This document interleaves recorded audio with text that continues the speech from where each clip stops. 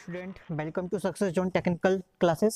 आप यहां पर fitter, turner, machinist, grinder, trade से संबंधित सभी टेक्निकल कंपटीशन एग्जाम की तैयारी कर सकते हैं और साथ ही आप यहां पर ऑनलाइन एग्जाम भी दे सकते हैं, ऑनलाइन पीडीएफ भी प्राप्त कर सकते हैं।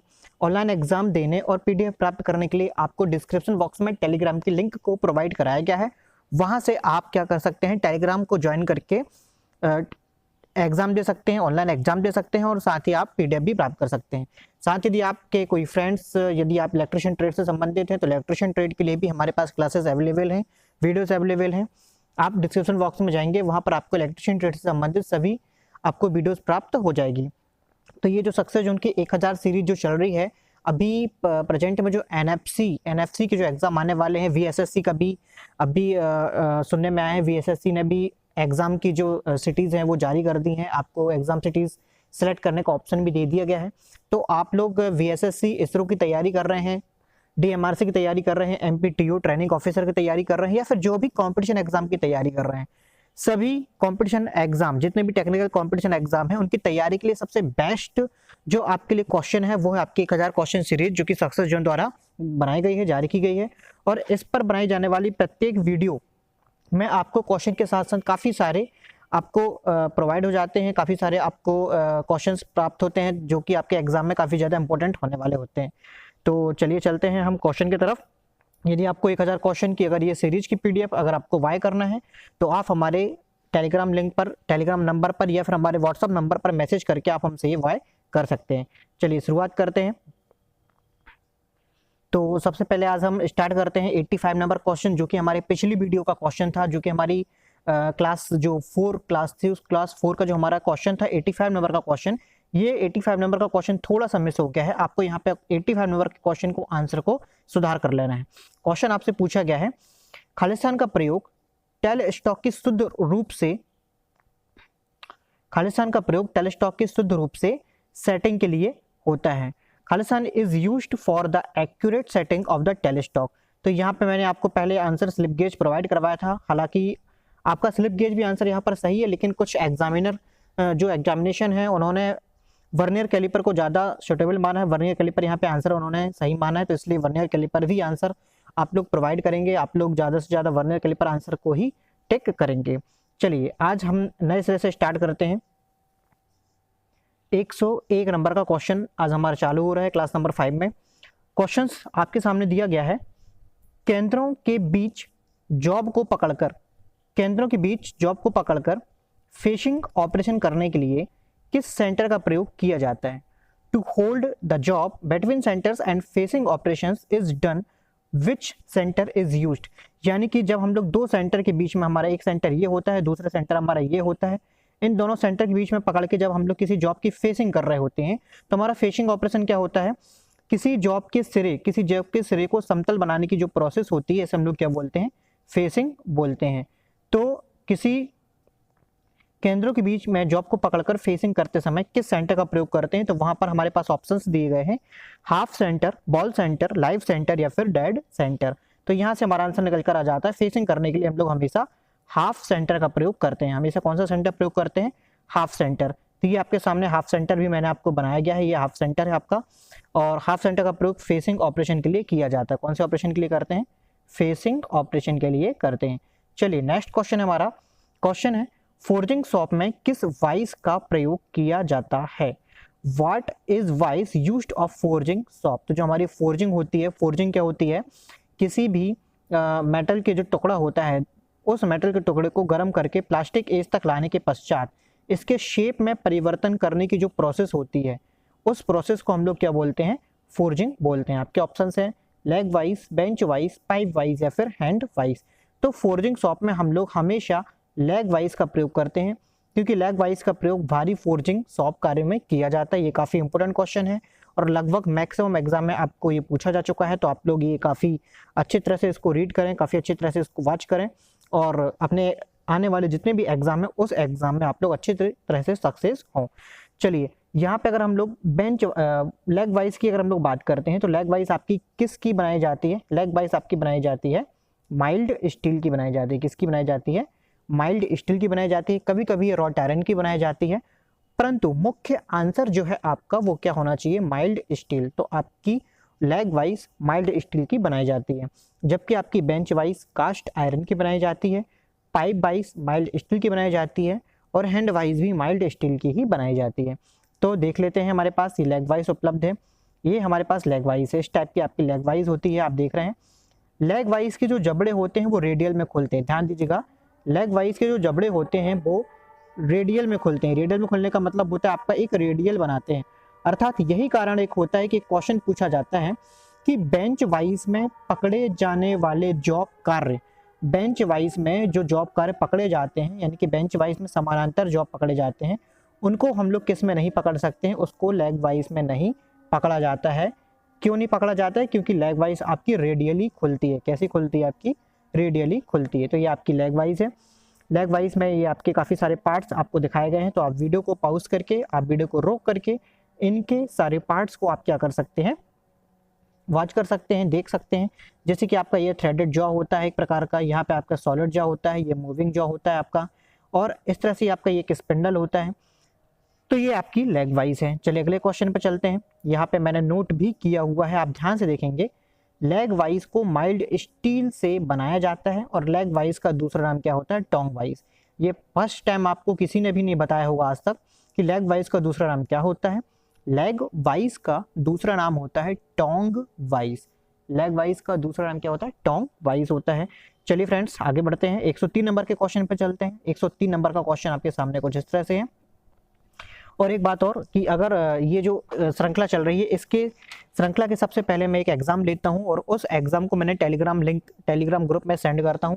जैसे कि ये वीडियो जैसे आज पब्लिश होने वाली, तो इसके लिए मैंने कल एग्जाम लिया हुआ था। काफ़ी सारे स्टूडेंट, लगभग 50 से 60 स्टूडेंट लोगों ने एग्जाम दिया हुआ था उस समय। तो आप भी अगर एग्जाम देना चाहते हैं, अगर आप भी कंटिन्यूस सीरीज से जुड़ना चाहते हैं, तो आप टेलीग्राम लिंक से जरूर जुड़ें, टेलीग्राम ग्रुप से जुड़ें, ताकि आप आने वाले अपने फ्यूचर को ब्राइट कर सकें। चलिए 103 नंबर का जो क्वेश्चन है, क्वेश्चन पूछा गया है, बहुत ही सिंपल सा क्वेश्चन है, लेकिन काफी इंपॉर्टेंट क्वेश्चन है। साइकिल स्टैंड, साइकिल स्टैंड में उपयोग होने वाली जो स्प्रिंग होती है, आप लोग दोस्तों साइकिल तो हर कोई ने चलाई होगी, देखी होगी। साइकिल का स्टैंड जो होता है, उस स्टैंड में उपयोग होने वाली स्प्रिंग कौन सी होती है। Is the spring that use a bicycle stand. तो बाइसिकल स्टैंड में हमारे पास ऑप्शंस है, helical tension spring, helical compressive spring, leaf spring, या फिर कॉनिकल डिस्क स्प्रिंग। तो आपने देखा होगा कि साइकिल की स्प्रिंग में एक क्लोज कॉइल होती है, एकदम बंद कॉइल वाली एक स्प्रिंग होती है इसके स्टैंड में, जिसका हम लोग प्रयोग करते हैं, तो वो होती है हमारी हेलिकल टेंशन स्प्रिंग। ध्यान दीजिएगा, helical tension spring, helical tension spring close coil की होती है। कौन सी कॉइल होती है, क्लोज कॉइल होती है।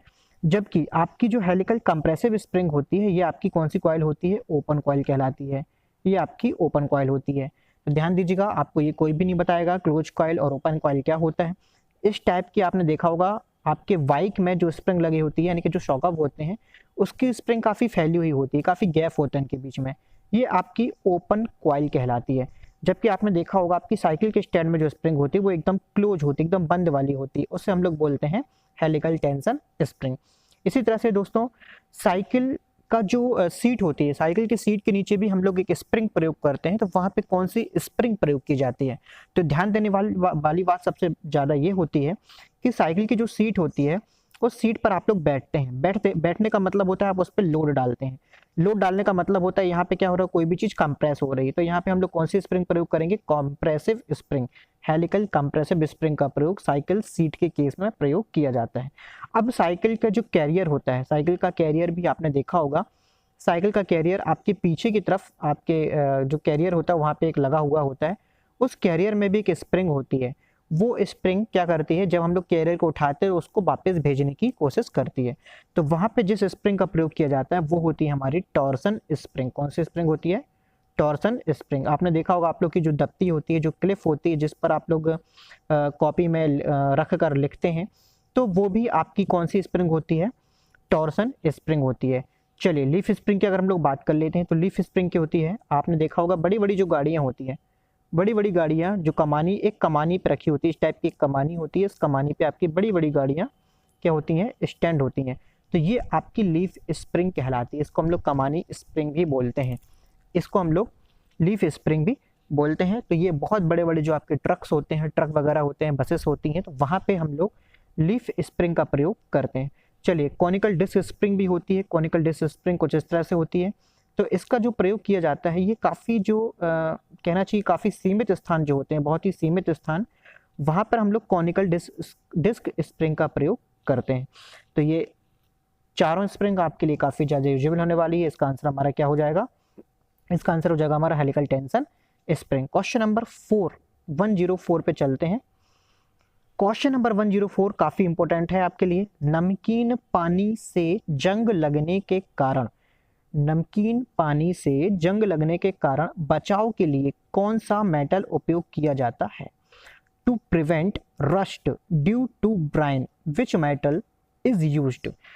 ऑप्शंस हैं कॉपर, लेड, टिन या फिर जिंक। तो ये आपका ये मेडक ऑर्डिनेंस फैक्ट्री 2017 में ये क्वेश्चन पूछा गया है। साथ ही आपके इसरो में भी 2018 में ये क्वेश्चन पूछा गया है। तो यहाँ से नमकीन पानी से जंग से अगर हम लोग बात करें तो नमकीन पानी से जंग लगने से के कारण बचाव के लिए हम लोग हमेशा किसका प्रयोग करते हैं? लेड का प्रयोग करते हैं। काफ़ी इंपॉर्टेंट क्वेश्चन है ये। और इसके बाद अगला क्वेश्चन है 105 नंबर। इस्पात की गैस कटिंग के लिए पूर्व तपतन तापक्रम क्या है? What is the pre heating temperature for gas cutting of steel? Option है 900 degree centigrade, 800 degree centigrade, 850 degree centigrade या फिर नॉन ऑफ दीज। तो इस्पात की गैस कटिंग के लिए पूर्व तपतन क्या होता है? प्री हीटिंग क्या होती है? सबसे पहले प्री हीटिंग के वाले हम लोग जान लेते हैं कि प्री हीटिंग एक्चुअली में होता क्या है। तो आपने देखा होगा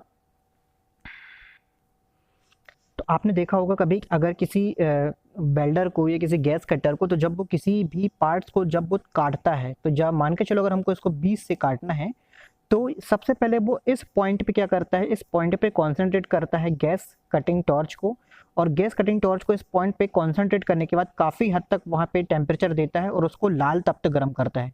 कैसा गर्म करता है? एकदम लाल तप्त गर्म करना ही कहलाता है आपका क्या? पूर्व तपतन यानी कि प्री हीटिंग। और प्री हीटिंग करने के पश्चात जब आपका ये यहाँ वाला हिस्सा आपका प्री हीट हो जाता है, तब आपका जो ऑक्सीजन है गैस कटिंग टॉर्च के जो सेंटर वाला सुराख होता है वहाँ से ऑक्सीजन को काफ़ी तीव्र मात्रा में छोड़ा जाता है और यहाँ से ऑक्सीडेशन करते हुए आप लोग क्या करते हैं? दोनों को दोनों पार्ट में अलग कर देते हैं। चलिए, तो यहाँ से हमारा जो आंसर आ जाएगा वो हो जाएगा 900 degree centigrade pre heating temperature रखा जाता है। अगला क्वेश्चन हमारा 10। हाँ अच्छा, एक यहाँ पे नोट भी दिया हुआ है, इस नोट को भी आप लोग नोट करें। स्टील की प्री हीटिंग के लिए हमेशा न्यूट्रल फ्लेम का प्रयोग करना चाहिए और कटाई के लिए ऑक्सीडाइजिंग फ्लेम का प्रयोग करते हैं। ये भी काफ़ी इंपॉर्टेंट क्वेश्चन है, लगभग हर एग्जाम या डीएमआरसी के मैक्सिमम एग्जाम में ये क्वेश्चन पूछा गया है। तो स्टील की प्री हीटिंग के लिए न्यूट्रल फ्लेम का प्रयोग करते हैं और कटिंग के लिए ऑक्सीडाइजिंग फ्लेम का प्रयोग किया जाता है। चलिए अगला क्वेश्चन है, ड्रिल में पॉइंट का आकार होता है। What is the shape of drill point? Options हैं राउंड, सर्कल, सिलिंड्रिकल या फिर कॉन। तो आपने देखा होगा जो ड्रिल होता है, चलिए मैं आपको ड्रिल भी दिखा देता हूँ। यहाँ से आंसर पहले क्लियर कर लेते हैं, शंकु आकार। चलिए ड्रिल देख लेते हैं, ड्रिल में पॉइंट का आकार है। तो ड्रिल के पॉइंट की अगर हम लोग बात करते हैं तो यहाँ पे कुछ नोट भी हमने आपको बताए हुए हैं, इस नोट को भी आपको नोट करना है अपनी कॉपी में। चलिए, आपने देखा होगा जो ड्रिल का पॉइंट होता है, ये वाला हिस्सा देखेंगे आप, तो ये वाला हिस्सा कुछ इस टाइप से आपका दिखाई देता है। तो ये देखेंगे, आपने सभी ने जानते होंगे कि ये शेप जो होता है, ये शेप आपका कौन सा शेप होता है? ये आपका कॉन टाइप का शेप होता है। और कॉन टाइप के शेप के बाद अगर हम बात कर लेते हैं इसकी टोटल लंबाई कितनी होती है, इस वाले भाग की टोटल लंबाई कितनी होती है, तो इस वाले टोटल भाग की लंबाई यानी कि ड्रिल के पॉइंट वाले भाग की लंबाई कितनी होती है? ड्रिल के व्यास का 0.3 गुना होती है, यानी कि 0.3 डी होती है। कितना होता है? 0.3 डी। ये काफ़ी इंपॉर्टेंट वाली होने वाली वीडियो है आपके लिए, काफ़ी ज़्यादा कहना चाहिए आप लोग के काफ़ी सारे एग्जाम में ड्रिल से क्वेश्चन पूछे जाते हैं, ड्रिल की टाइमिंग से क्वेश्चन पूछा जाता है, ड्रिल की कटिंग स्पीड से क्वेश्चन पूछा जाता है। तो आपको 1000 सीरीज में ऐसे सभी क्वेश्चन का समावेश मिलेगा जो कि आपको लगभग 95% हर एग्जाम में आपको क्वेश्चन प्राप्त हो जाएंगे। चलिए अगले क्वेश्चन पर चलते हैं। क्वेश्चन है 107 नंबर का। सीट के किनारों, सीट मेटल के बारे में क्वेश्चन पूछा गया है। सीट के किनारों को मोड़कर उसमें तार फंसाने की प्रक्रिया को कहते हैं। When the edge of the sheet the process is called, option है ग्रूविंग, हेलोइंग, सीमिंग या फिर वायरिंग। तो आपने देखा होगा जो बड़े बड़े जो सीट के जो कंटेंट होते हैं या जो सीट के जॉब बनाए जाते हैं, जैसे कि आपके सामने ये मैं सीट का एक जॉब बता रहा हूँ। सीट के जॉब में आपने देखा होगा ये एक प्रकार की वायर एज बनाई गई है, यानी कि जब हम लोग सीट के किनारों को क्या करते हैं, सीट के किनारे को हल्का सा मोड़ते हैं और मोड़ने के बाद इसको हम लोग क्या करते हैं, इस टाइप से बना देते हैं ताकि जो आपकी शार्प एजेस है, शार्प एजेस आपको चोटिल ना करे और साथ में आपकी जो किनारे हैं, सीट मेटल के जो किनारे हैं वो क्या हो जाए आपके एकदम, ये किनारे जो आपके वो है मजबूत हो जाए। तो यहाँ पे हम लोग वायर का प्रयोग करते हैं। तो इस प्रोसेस का नाम है वायरिंग। क्या प्रोसेस का नाम है? इस प्रोसेस का नाम हो जाता है आपका वायरिंग। तो यहाँ पे आंसर आ जाएगा आपका वायरिंग। सीट के किनारों को मोड़कर उसमें तार फंसाने की प्रक्रिया वायरिंग कहलाती है। नेक्स्ट 108 नंबर क्वेश्चन पे चलते हैं।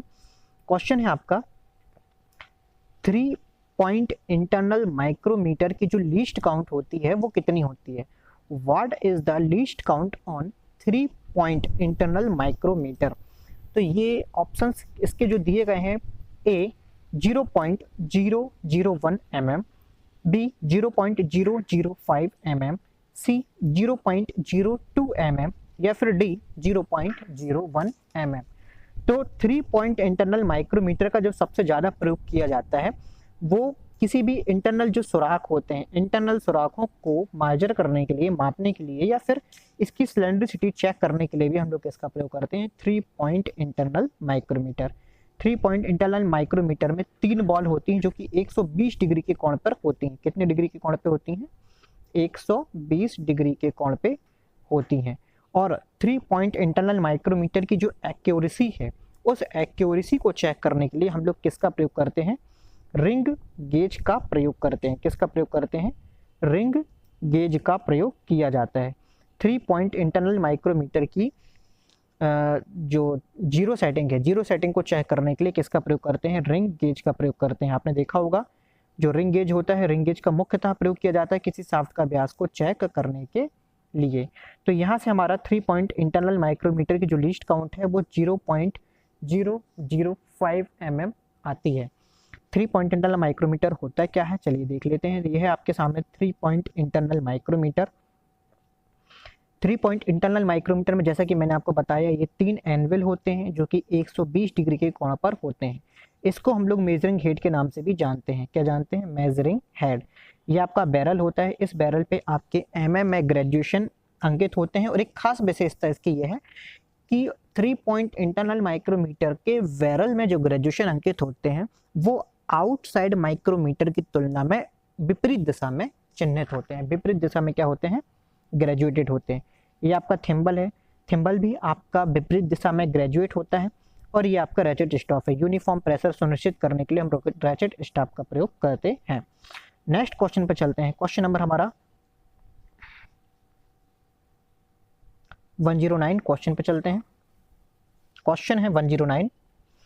बोरिंग टूल, आपने देखा होगा बोरिंग टूल। बोरिंग टूल में सेकेंडरी क्लियरेंस दिया जाता है। Secondary clearance is given providing in boring tool. Options हैं ए टूल हील को अंदरूनी सतह के साथ रगड़ खाने से बचाने के लिए, rubbing the tool heel along the inner surface to save. B है टूल को स्ट्रेंथ प्रदान करने के लिए, to provide strength on tool. Option C की अगर हम लोग बात करते हैं, ऑप्शन सी है टूल को आवाज करने से बचाने के लिए, to protect the voice from sounding. और ऑप्शन जो डी हमारा है वो डी है सुराख की अच्छी सरफेस फिनिश देने के लिए, to give a good surface finish of hole. चलिए तो यहाँ पे सबसे पहले बोरिंग टूल के बारे में हम लोग थोड़ी सी चर्चा कर लेते हैं।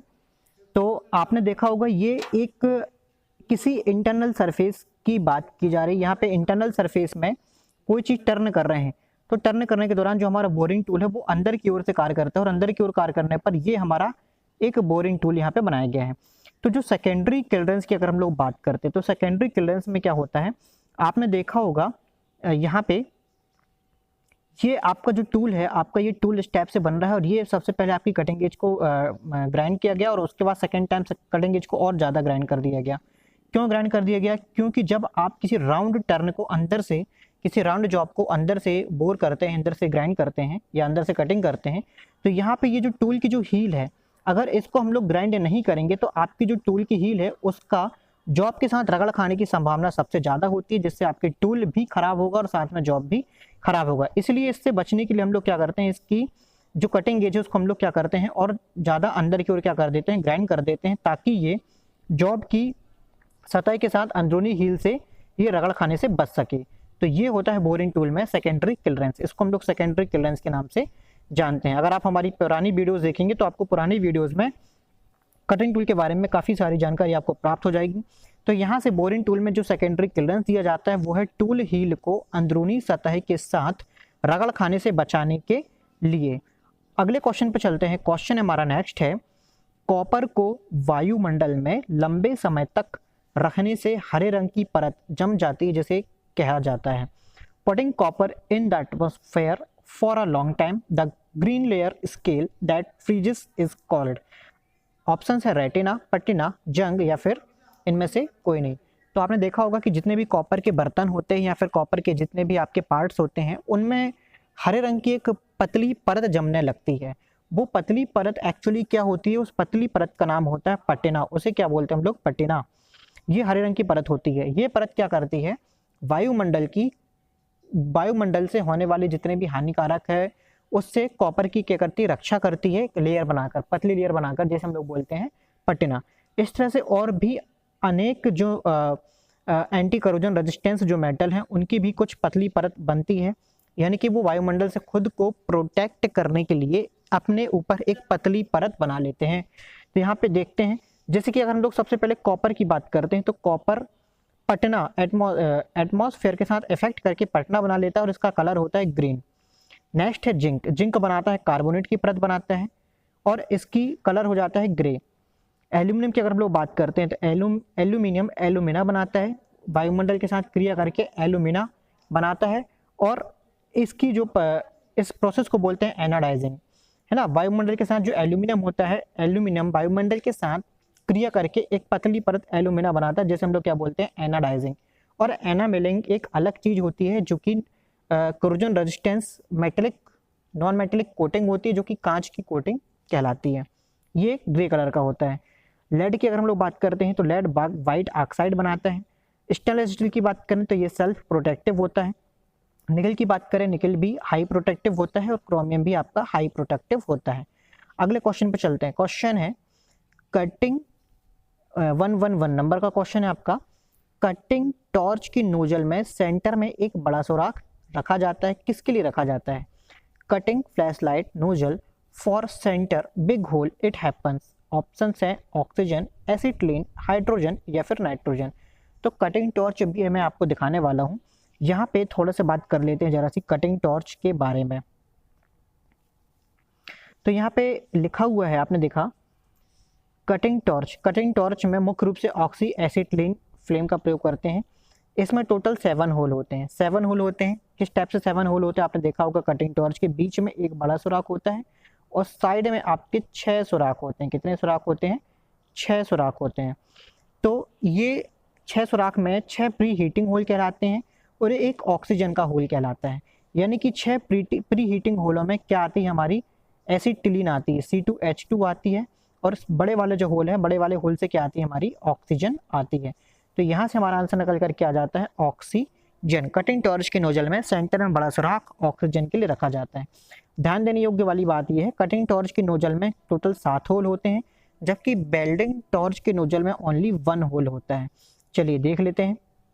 यहाँ पे आगे भी मैंने बहुत सी चीज़ें मेंशन की हुई हैं, आप इनको ध्यान से लिखें जरूर। यहाँ पे मैंने जो आपको बताया था कि जो 6 होल होते हैं वो एसिटिलीन के लिए होते हैं और एक होल आपका किसके लिए होता है, ऑक्सीजन के लिए होता है।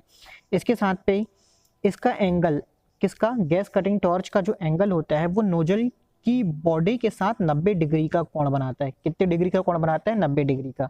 ये हमारी गैस कटिंग टॉर्च है। इस गैस कटिंग टॉर्च में ये हमारा नोजल होता है और नोजल इसकी बॉडी के साथ कितने डिग्री का कोण बनाता है? 90 डिग्री का कोण बनाता है। ठीक है, ये काफ़ी इंपॉर्टेंट क्वेश्चन है। ये आप जो देख रहे हैं वाला जो लीवर होता है, ये ऑक्सीजन का लीवर होता है। जब हम इसको दबाते हैं तो ऑक्सीजन बहुत ही तीव्र मात्रा से सेंटर के सुराख से निकलती है, जिससे कि गैस कटिंग प्रोसेस होती है। वेल्डिंग टॉर्च की अगर हम लोग बात करते हैं तो वेल्डिंग टॉर्च में भी ऑक्सी एसिटिलीन फ्लेम का ही प्रयोग मैक्सिमम किया जाता है। और इसमें केवल एक होल होता है। इसका जो एंगल होता है, नोजल का जो एंगल होता है, यहाँ पे देखिए मैंने एंगल बताया हुआ है आपका, इसका जो एंगल होता है आपका नोजल का एंगल बॉडी के साथ 120 डिग्री का कोण बनाता है। कितने डिग्री का कोण बनाता है?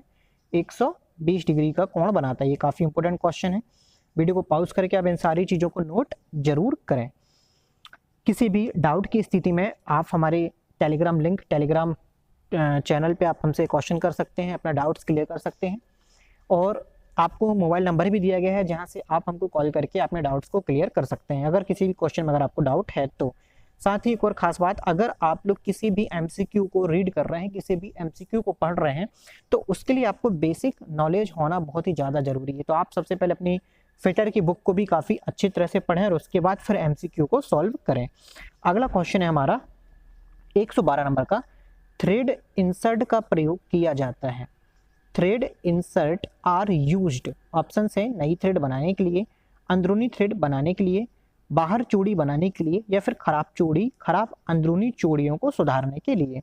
तो जो थ्रेड इंसर्ट होती है, थ्रेड इंसर्ट मुख्य रूप से खराब अंदरूनी चूड़ियों को सुधारने में काम आता है, करेक्टिंग बैड इनर थ्रेड। चलिए थ्रेड इंसर्ट क्या होता है आगे देखते हैं। थ्रेड इंसर्ट का प्रयोग खराब आंतरिक चूड़ी को सुधारने में या फिर सॉफ्ट मेटल जैसे कि एल्यूमिनियम में स्ट्रिंग थ्रेड की व्यवस्था करने के लिए किया जाता है। ये आपके दोनों क्या होते हैं? ये आपके दोनों थ्रेड इंसर्ट होते हैं जिसका प्रयोग खराब आंतरिक चूड़ी को सुधारने या सॉफ्ट मेटल जैसे एल्यूमिनियम में स्ट्रिंग थ्रेड की व्यवस्था करने के लिए किया जाता है। चलिए नेक्स्ट क्वेश्चन है। नेक्स्ट क्वेश्चन सॉल्व करने से पहले अगर आपने वीडियो को अभी भी लाइक नहीं किया है तो वीडियो अगर आपको पसंद आ रहा है तो लाइक जरूर करें और वीडियो को सब्सक्राइब कर दें ताकि आपको कंप्लीट 1000 सीरीज प्राप्त हो सके, और साथ में होने वाले बीच बीच में जो भी कुछ इंपोर्टेंट टॉपिक रहेंगे वो भी मैं आपको यहाँ पे वीडियो के माध्यम से क्लियर करवाऊंगा। अगला क्वेश्चन है, वेयरिंग बनाने के लिए धातु प्रयोग की जाती है। Hello friends, metal is used to make wearing. Options है क्रोम वेनेडियम, क्रोम निकल, और आगे भी हैं हाई स्पीड स्टील और सिलिकॉन मैग्नीज स्टील। चलिए क्वेश्चन पे पुराना फिर से बैक होने से पहले मैं आपको यहाँ पे क्लियर कर देता हूँ। क्रोम वेनेडियम का मुख्य प्रयोग स्पैनर बनाने के लिए किया जाता है। क्रोम निकल का मुख्य प्रयोग बेयरिंग बनाने के लिए किया जाता है। हाई स्पीड स्टील का प्रयोग कटिंग टूल बनाने के लिए किया जाता है, और सिलिकॉन मैग्नीज स्टील का प्रयोग स्प्रिंग स्टील या फिर रेल लाइन में बनाने में किया जाता है। तो यहाँ से वीडियो को पॉज करके इन सारी चीज़ों को नोट जरूर करें। लगभग आपके हर एग्जाम में इन चार में से कोई एक मेटल जरूर उठकर आ जाता है।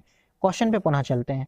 क्वेश्चन है, बेयरिंग बनाने के लिए कौन सी धातु प्रयोग करते हैं? तो बेयरिंग बनाने के लिए क्रोम निकल की धातु प्रयोग की जाती है। चलिए नेक्स्ट क्वेश्चन पे चलते हैं। क्वेश्चन है 114 नंबर, एक स्क्रू ड्राइवर के लिए स्लॉट कट वाला एक छोटा सिरा रहित स्क्रू कहलाता है।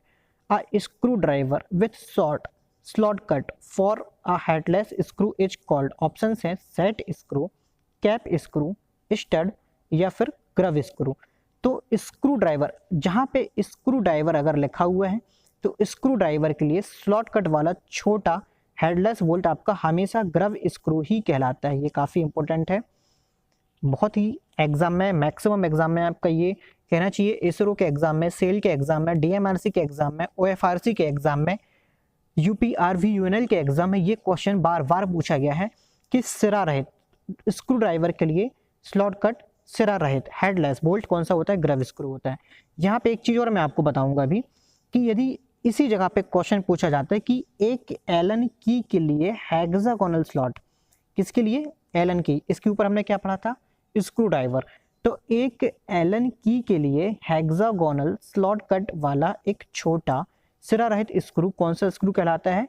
आपका सेट स्क्रू कहलाता है। ये आपके सामने सेट स्क्रू बनाया गया है, आप देखेंगे ये आपका सेट स्क्रू होता है जिसको हम लोग एलन की से टाइट करते हैं, और ये साफ्ट और पुली या फिर साफ्ट या हब, साफ्ट और गियर के बीच में लगाया जाता है जिससे कि रिलेटिव मोशन को रोका जा सके।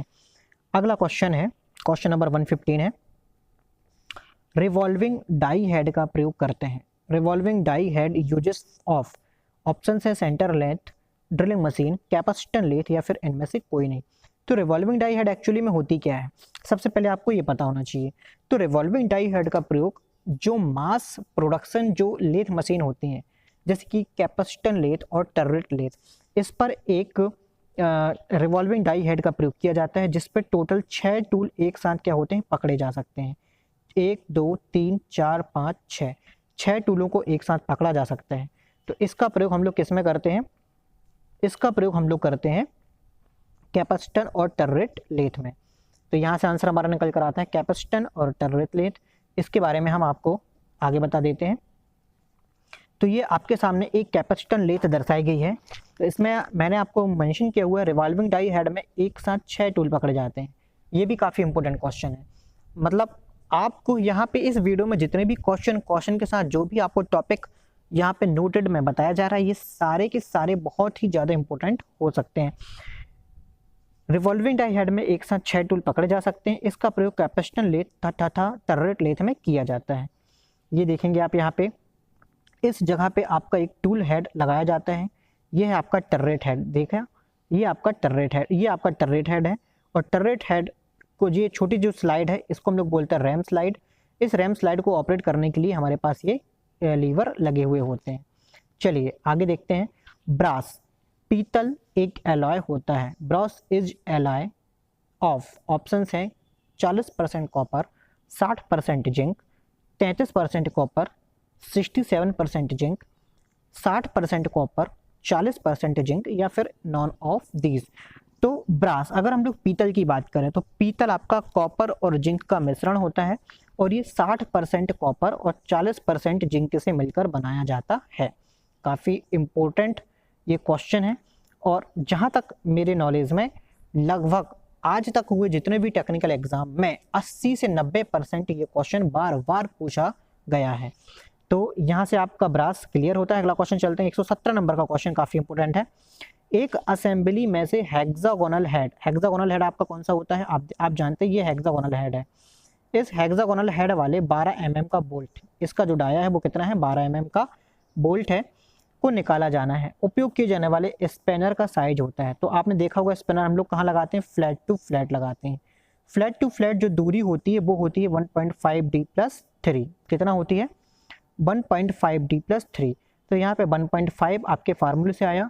डी का मान आपका यहाँ पे मेंशन किया हुआ है 12 mm, और +3 भी आपका फार्मूले से आया। जब आप इसको सॉल्व करेंगे तो आंसर कितना निकल कर आ जाता है, 21। तो यहाँ से हमारा आंसर क्या हो जाएगा, क्लियर, 21। चलिए, इसका कॉर्नर टू कॉर्नर भी होता है। कॉर्नर टू कॉर्नर कितना होता है, अगर आपको याद होगा तो जल्दी से बताएंगे आप सभी लोग, कमेंट पे जल्दी से लिखकर बताएंगे। 2D कितना होता है, 2D। नेक्स्ट क्वेश्चन पे चलते हैं। क्वेश्चन 118 नंबर का क्वेश्चन है।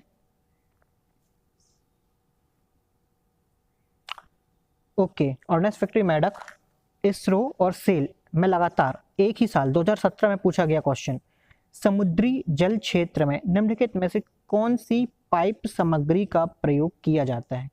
Which of the following material used pipe in the sea water sector. Options है पीतल, हालांकि पीतल भी आंसर सही है, परंतु इससे भी ज़्यादा बेटर आंसर जो होगा वो आगे मैं आपको क्वेश्चन पे बताने वाला हूँ। ऑप्शन बी है आपका गन मेटल, ऑप्शन सी है आपका टाइटेनियम, और ऑप्शन डी है आपका निकेल। तो टाइटेनियम यहाँ से आंसर हमारा सबसे बेस्ट आंसर है। पीतल भी हमारा आंसर बेस्ट है, लेकिन कब, जब टाइटेनियम ऑप्शन में नहीं पूछा गया हो, तब हमारा पीतल भी आंसर बेस्ट आंसर हो सकता है। चलिए नेक्स्ट क्वेश्चन हमारा है 119 नंबर का, 19 नंबर का हमारा क्वेश्चन है। हाई स्पीड स्टील के कटिंग टूल को ग्राइंड करने के लिए, हाई स्पीड स्टील का कटिंग टूल आपका कैसा होता है, हाई टेंसाइल स्ट्रेंथ स्टील होता है। तो हाई स्पीड स्टील के कटिंग टूल को ग्राइंड करने के लिए किस ग्राइंडिंग व्हील का प्रयोग किया जाता है। For grinding wheel high speed steel cutting tool which grinding wheel is used. Option है aluminium oxide, silicon carbide, diamond, और फिर कोरंडम। तो हमेशा जितने भी हाई टेंसाइल स्ट्रेंथ के जो मटेरियल होते हैं उनके लिए एल्यूमिनियम ऑक्साइड, और जितने भी नॉन फेरस, नॉन मेटल या लो टेंसाइल स्ट्रेंथ जैसे कि कास्ट आयरन, इनके लिए हम लोग किसका प्रयोग करते हैं, सिलिकॉन कार्बाइड का। नेक्स्ट क्वेश्चन है 120 नंबर का।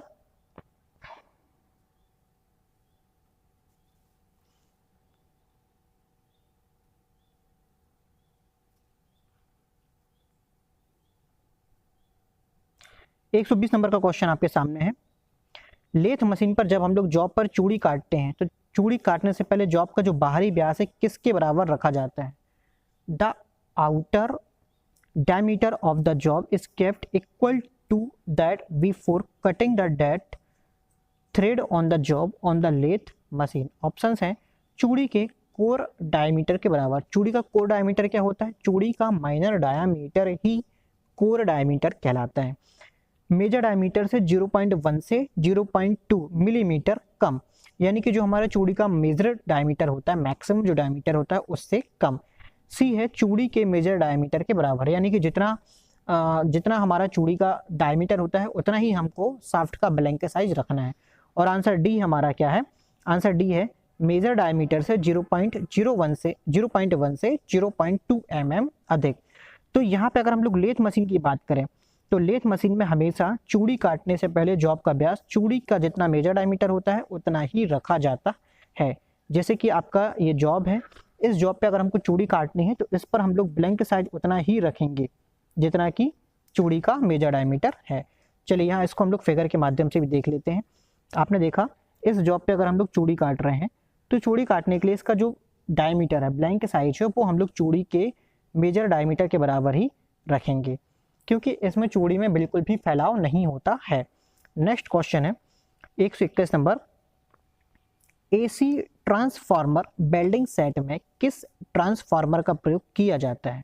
विच transformer is used of AC transformer welding set? Option से ए कोर ट्रांसफार्मर, ऑप्शन है कोर ट्रांसफार्मर। तो यहाँ पे क्वेश्चन को एक बार फिर से ध्यान से पढ़ लेते हैं। एसी ट्रांसफार्मर वेल्डिंग सेट में किस ट्रांसफार्मर का प्रयोग किया जाता है? तो एसी ट्रांसफार्मर वेल्डिंग सेट में हमारे पास ऑप्शन बी आ जाता है cell transformer, see step down transformer और ऑप्शन डी यह सभी।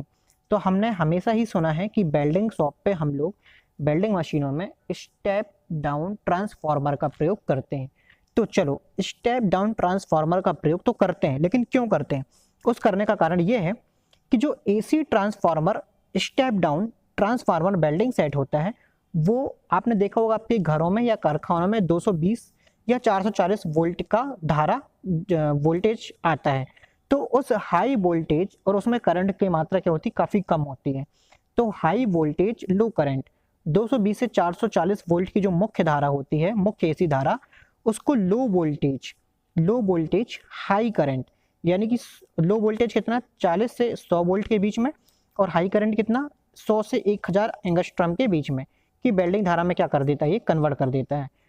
लाइन आपके सामने है, वीडियो आपके सामने है, वीडियो को पॉज करके इस लाइन को नोट करें। काफ़ी इंपॉर्टेंट लाइन है आपके लिए और मैक्सिमम एग्जाम में आपका ये क्वेश्चन, खासकर ये वाला क्वेश्चन आपका पूछा गया है कि वेल्डिंग में होने वाले ट्रांसफार्मर में कितने वोल्टेज प्रयोग किया जाता है? तो आंसर आता है 60 से 70 वोल्ट या 60 से 100 वोल्ट हमारे पास आंसर आता है। अगला क्वेश्चन देखते हैं। स्लॉटर 122 नंबर का क्वेश्चन है। स्लॉटर के सर्कुलर टेबल के बेस पर एक ग्रेजुएशन बनी होती है। स्लॉटर के सर्कुलर टेबल के बेस पर एक ग्रेजुएशन बनी होती है। Graduation would have been made on the base of the circle table of the slotter. Slotter का जो सर्कल टेबल है इस पे ग्रेजुएशन कितने डिग्री पे बनी होती है? तो स्लॉटर का ऑप्शन आ जाएगा 0 से 45 डिग्री, 0 से 45 जीरो, एक्चुअली यहाँ पे डिग्री सेंटीग्रेड लिख दिया है लेकिन डिग्री सेंटीग्रेड एक्चुअली होता नहीं है ये। 0 से 45 डिग्री, 0 से 90 डिग्री, 0 से 180 डिग्री, 0 से 360 डिग्री। ये आपके सामने स्लॉटर मशीन की टेबल दिखाई गई है। अब आप इसमें खुद ही देख सकते हैं कि जो स्लॉटर मशीन की जो टेबल है, इस टेबल में कुल कितने ग्रेजुएशन है? तो पूरा राउंड ऑफ अगर हम लोग करेंगे तो पूरे राउंड ऑफ में कितने आते हैं? 0 से 360 डिग्री सेंटीग्रेड, 0 से 360 डिग्री इसमें ग्रेजुएशन बने हुए होते हैं। इसको मूव करके हम लोग, ये जो हमारा हैंडल है, इस हैंडल को मूव करके हम लोग क्या करते हैं? इस पे इंडेक्सिंग करते हैं। ये इंडेक्सिंग हमारी क्या हुई है? बनी हुई है। ये हमारी इंडेक्सिंग बनी हुई है।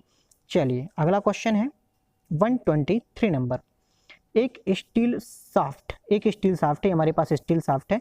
इसको हाई स्पीड स्टील विट द्वारा टर्न करना है। ये हमारी हाई स्पीड स्टील की विट है। इसको हम लोग क्या करना है? टर्न करना है। तो कितने डिग्री का क्लियरेंस एंगल उपयुक्त होगा? ये हमारा टूल है, ये हमारा टूल है और ये हमारी साफ्ट है।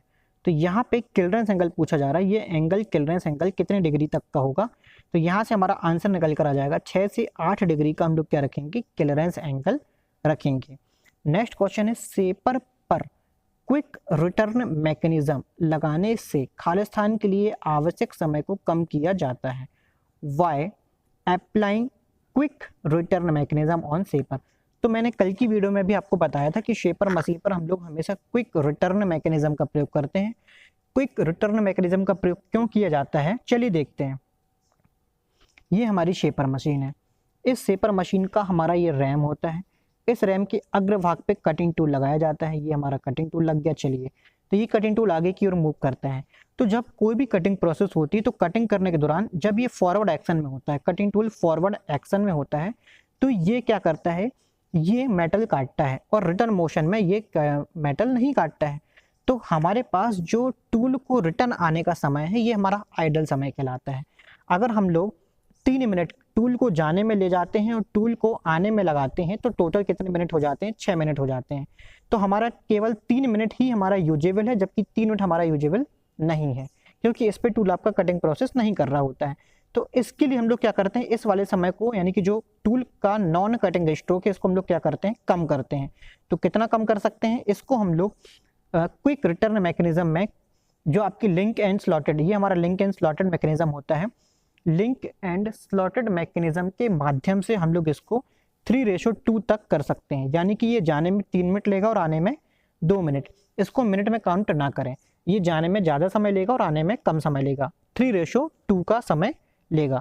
तो यहाँ से हमारा देखिए, टाइम रिक्वायर्ड फॉर रिड्यूस क्यों करते हैं, क्विक रिटर्न मैकेनिज्म का प्रयोग शेपर मशीन में क्यों किया जाता है, रिटर्न स्ट्रोक के समय क्या करने, समय को कम करना है ना। एक बार फिर से आप लोग क्वेश्चन देख लीजिए ताकि क्वेश्चन ध्यान रहे आपको, क्वेश्चन भूल ना पाए। शेपर पर क्विक रिटर्न मैकेनिज्म लगाने से खालिस्तान के लिए आवश्यक समय को कम किया जाता है, रिटर्न स्ट्रोक के समय को कम किया जाता है। किसको कम करते हैं, रिटर्न स्ट्रोक के समय को कम करते हैं। चलिए नेक्स्ट क्वेश्चन देख लेते हैं। यहाँ पे मैंने और भी मशीनों के बारे में लिखा हुआ है। फॉरवर्ड स्ट्रोक और बैकवर्ड स्ट्रोक का जो रेशो है आप देखेंगे, शेपर मशीन का 3:2, स्लॉटर मशीन का 3:2 और प्लानर मशीन का 2:3। चलिए नेक्स्ट क्वेश्चन पे चलते। क्वेश्चन है 125 नंबर का क्वेश्चन आपके सामने है। कोर्स पिच की आइसोमेट्रिक, आइसोमेट्रिक का मतलब होता है 60 डिग्री, मेट्रिक चूड़ी का एंगल कितना होता है, 60 डिग्री। आइसोमेट्रिक चूड़ी को जब काटा जाता है तो कंपाउंड रेस्ट को स्विवल करना चाहिए, यानी कि कंपाउंड रेस्ट को कितनी डिग्री पे मूव करना चाहिए, 15 डिग्री, 30 डिग्री, 45 डिग्री या फिर 60 डिग्री।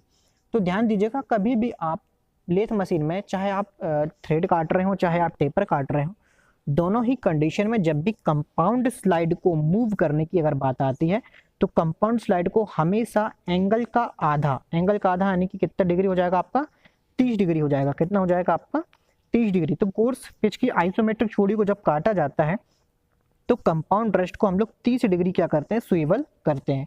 ये देखिए, आपकी कंपाउंड रेस्ट को हमने हाफ एंगल पे, लगभग 30 डिग्री के एंगल पे हमने क्या करके रखा हुआ है, स्विवल करके रखा हुआ है। अब जबकि हमारी जो चूड़ी काटी जाएगी वो कितनी काटी जाएगी, 60 डिग्री की। तो इस तरह से हमारा ये कंप्लीट हुए 125 क्वेश्चन हमारे कंप्लीट होते हैं क्लास 5 में। और आप लोग के एग्जाम में, अगर आपको एग्जाम में दिए गए इन 25 क्वेश्चन में से किसी भी क्वेश्चन में अगर आप है तो आप हमारे टेलीग्राम ग्रुप में क्या कर सकते हैं, टेलीग्राम ग्रुप में आप वहाँ पे शेयर कर सकते हैं, वहाँ पे अपना डाउट क्लियर कर सकते हैं। और यदि आप इस 1000 क्वेश्चन सीरीज की PDF को खरीदना चाहते हैं तो आप हमारे व्हाट्सअप नंबर पे मैसेज करके आप इसको खरीद सकते हैं। इसका जो प्राइस है वो लगभग 100 रुपये रखा गया है।